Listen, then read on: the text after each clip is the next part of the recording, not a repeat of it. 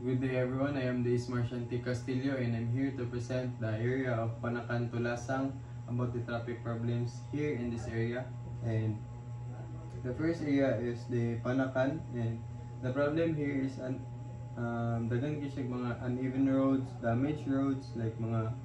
lubak-lubak, bukol nga dalan kay permi mong gud siya ginagiyan ng truck kay kani nga area from Panakan to Lasang kay entrance ug exit mo siya sa mga vehicles, daghang gaagig trucks nga mag-deliver from outside town. And then diri sa right side mas ma-traffic siya kay sa slow lane daghan og load ug unload ng mga jeepneys and mga vehicle na dapat mag left lane mag entrance diri sa Panakan village kay wala gid siya nga maka left lane diri kay no left turn man. So sa unahan pag siya sa entrance sa Panakan maka U-turn. And then the Malagamot area, naa siya kaning unfinished nga dalan diri ang gina-construct and mga cause siya traffic build up itungod sa movement pod sa sakyanan, mga sakyanan kay imbis na 6 lanes diri tag 3 lanes each side maging 2 lanes na lang siya tag 1 lane each side. And then ang mga vehicle na gikan sa slow lane matos pa sila fast lane, so mas maka-apekto gid kay syempre napoy uban mga dili din mo give way pag-abot sa dalan mga zero. And then here ang solution nako diri sa Panakan area, here diri sa pinaka entrance sa Panakan is i-maintain nila ang inspection sa dalan, pag-construct kung na mga guba ayuhon dayon. And then diri pod sa Panakan nga mas focus nila ang pag-construct diri mas mapadali kay diri ang dalan lisod gid kayo nga tag 1 lane right side mas maka-apekto gid sa traffic flow. And here naman sa Tibungko ang problema diri banda is uneven roads lang gid siya like inagian sa mga trucks nga ang dalan na murag ka ng mga balot gani nga lubak. And then diri sa may public market banda ang daghan kayo naga-disobey sa traffic laws and then kanang mga nagaturno nga mga bawbao single na motor. And daghan po load ug unload na jeepneys nga wala sa designated area gid. And then diri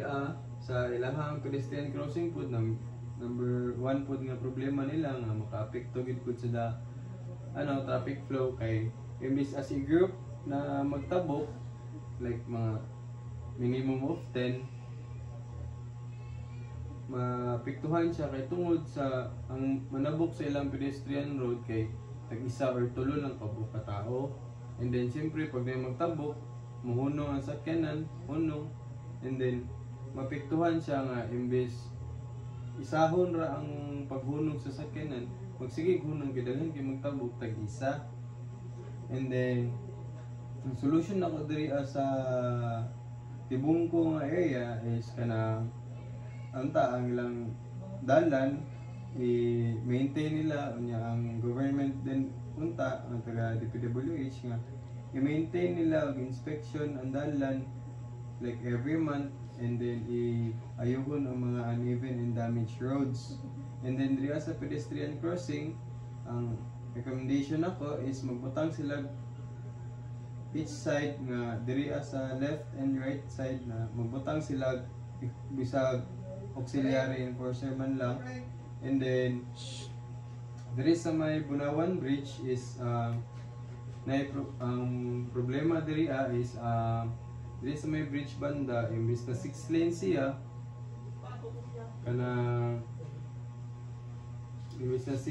siya mahulog na siya tag 1 way each, 2 lanes na lang siya tungod sa middle diri sa bridge na gina-construct nga makaon niya ang dalan nga 4 lanes. And then from 6 lanes to 2 lanes narrow road yun pag-abot sa bridge. And then ilahang mga dalan kay walay mga markings, and ang solution na padriya sa may bunawan nga area is ilahang dalan kay butangan og mga kaning dotted lines, dotted white lines, and then ang kaning ilahang gina-construct diri sa may bridge is unta ilahang mapukusan nga paspasan ang pag-ayo sa dalan kay maka-apekto gyud siya sa traffic flow. And here sa lasang bridge is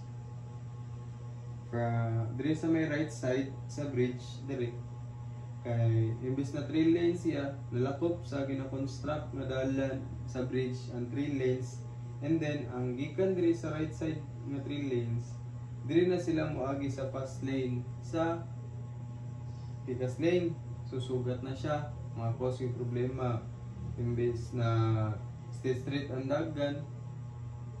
mapiktuhan gyud ang traffic flow. And ang recommendation ako diri ang mas mafokusan nila ang paspas ug lihok sa pag-construct nila, and kanang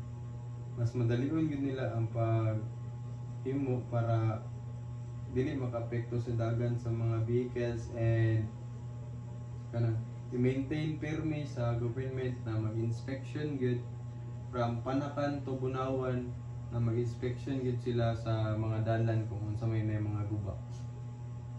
And that's all po.